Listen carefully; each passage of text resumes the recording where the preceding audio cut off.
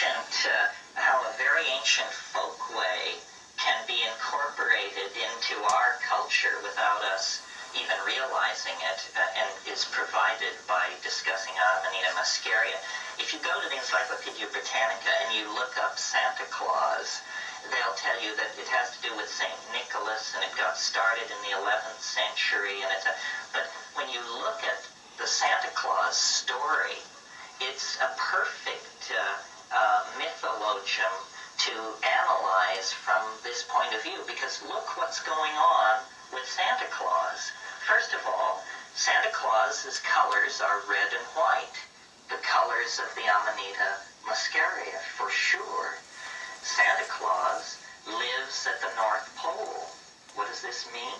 It means that Santa Claus lives at the Axis Mundi, where Yggdrasil, the magic world ash of Welsh mythology, has taken root. Santa Claus flies. This is what shaman do.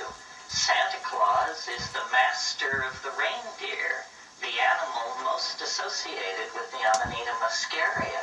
Santa Claus is aided in his work by troops of elves.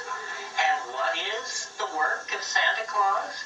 To build toys for children. Remember the DMT things saying, look at this, look at this. Well, those were off-duty elves, clearly. So here are all the motifs, and I believe that for children in our culture, that all the Christer stuff is not what Christmas is about. Christmas is about standing in front of the tree on Christmas morning with the gifts arrayed and the twinkling lights on. Well, that tree is the tree that the Amanita muscaria forms its symbiotic relationship to. It's always spruce or pine that it has a mycorrhizal relationship to. So the number of motifs relating Santa Claus to a cult of Amanita muscaria, there's almost nothing but relational motifs there. And yet if you suggest this to people, they just back away in horror, you know.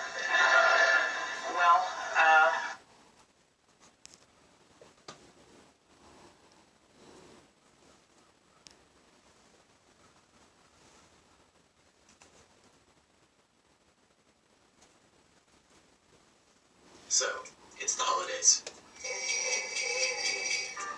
And I'm thinking about mushrooms. Psychedelic mushrooms.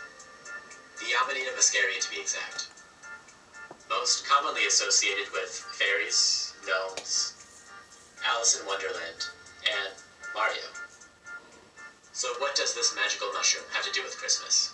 It's surprising that it's taken so long for the popular imagination to encompass Santa Claus is. That's Carl Ruck, a scholar known for his work on the influential role hallucinogenic plants have played in mythology and religion. And he believes this mushroom may be one of the reasons we have flying reindeer and an all-knowing man who flies around the globe every winter. Maybe there's another story worth telling this season. What about a psychedelic mushroom-eating shaman from the Arctic? Part of the Santa Claus image comes from Lapland. And that's Lawrence Millman, writer and mycologist. He says the indigenous people of Lapland, known as the Sami, allegedly performed healing rituals led by shamans who used the hallucinogenic mushroom, the Amanita muscaria. So imagine it's winter, we're near the North Pole, and a shaman is coming to your house. Long ago, the Sami people believed that the shaman who ate an Amanita muscaria ended up looking like an Amanita muscaria. And he came on a reindeer-drawn sled.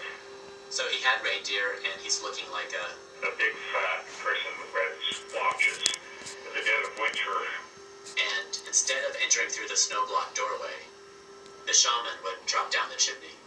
What they brought were not physical gifts, but usually healing and problem solving, which would be a kind of gift. And they were rewarded with lots of food. Offerings of food? Kind of like milk and cookies? Delicious.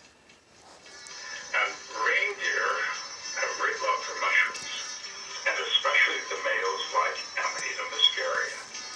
And one of the effects, I don't know if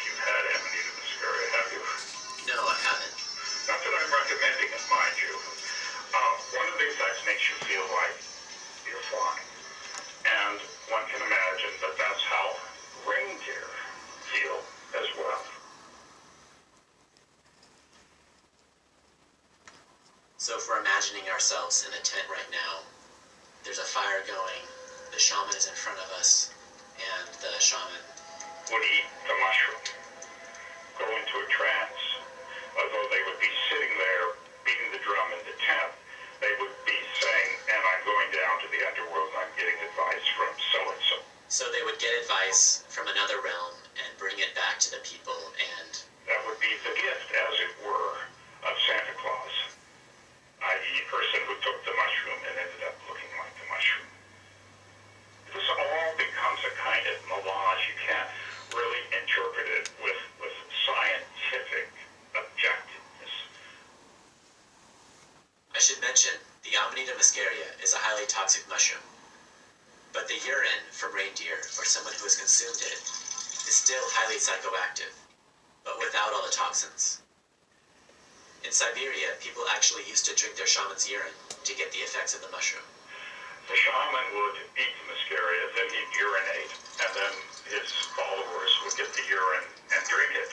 And then they would urinate, and their reindeer would follow them around, wanting to drink their urine. So I'm not suggesting we start drinking Santa's urine. But what we've got here is a shaman from Lapland, which is near the North Pole, who rides a reindeer-drawn sled, enters people's houses through their chimney, eats red and white mushrooms, goes on a trip, and brings back gifts. And the reindeer love this same mushroom, which gives the sensation of flying.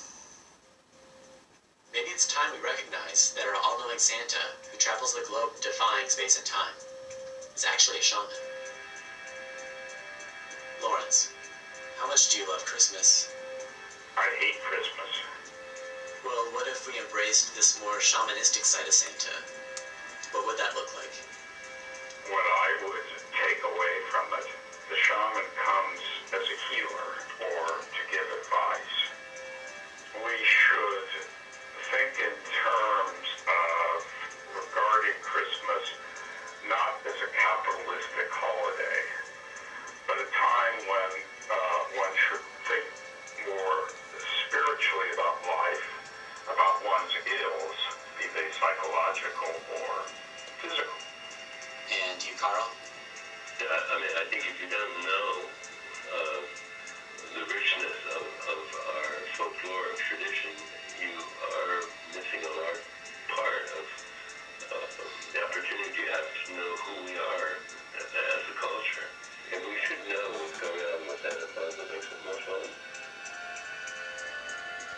Maybe this Christmas we can make room for one more story.